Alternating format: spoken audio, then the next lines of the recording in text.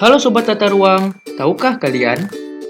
Kabupaten Sintang memiliki Rencana Detail Tata Ruang Bagian Wilayah Perencanaan Industri Sungai Ringin. Rencana Detail Tata Ruang atau RDTR merupakan alat operasional dari Rencana Tata Ruang Wilayah.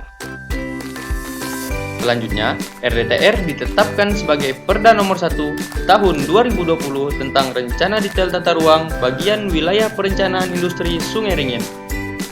BWP Industri Sungai Ringin memiliki total luas wilayah sebesar 3.151 hektar.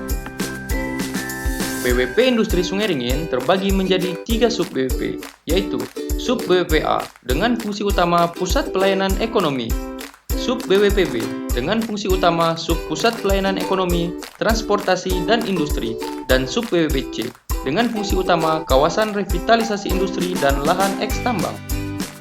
BWP Industri Sungai Ringin terdiri dari 3 rencana pusat pelayanan, antara lain Pusat Pelayanan Kota, Sub-Pusat Pelayanan Kota, dan Pusat Pelayanan Lingkungan.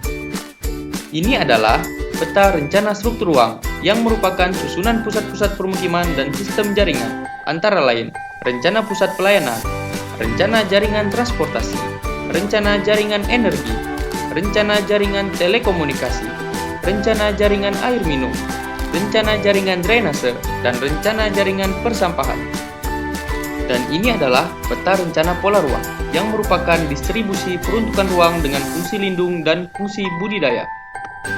Zona lindung merupakan zona yang memiliki fungsi lindung bertujuan untuk menjaga kelestarian lingkungan.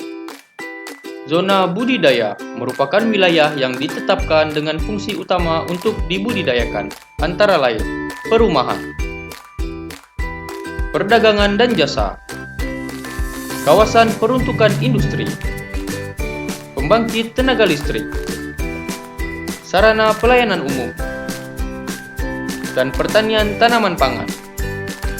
Informasi lebih lanjut terkait RDTR BWP Industri Sungai Ringin dapat diakses pada website Gistaru. Pilih menu RDTR interaktif untuk menampilkan informasi lengkap mengenai rencana detail tata ruang. Pada menu ini, kita dapat memilih RDTR berdasarkan wilayah provinsi dan kabupaten. Ini merupakan menu informasi RDTR yang tersinkronisasi dengan sistem OSS. Untuk mendapatkan informasi ruang dapat memasukkan koordinat atau dengan mengklik salah satu zona yang tersedia pada laman website.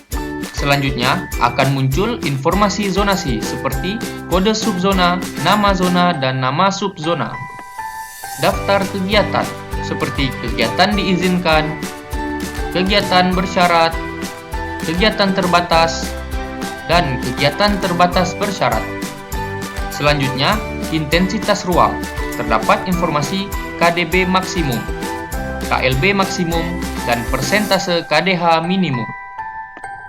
Dan tata bangunan dengan informasi ketinggian bangunan, garis sempadan bangunan terhadap fungsi jalan, serta GSB samping dan belakang. Seluruh informasi yang tersedia pada laman ini menjadi dasar kesesuaian kegiatan pemanfaatan ruang atau KKPR.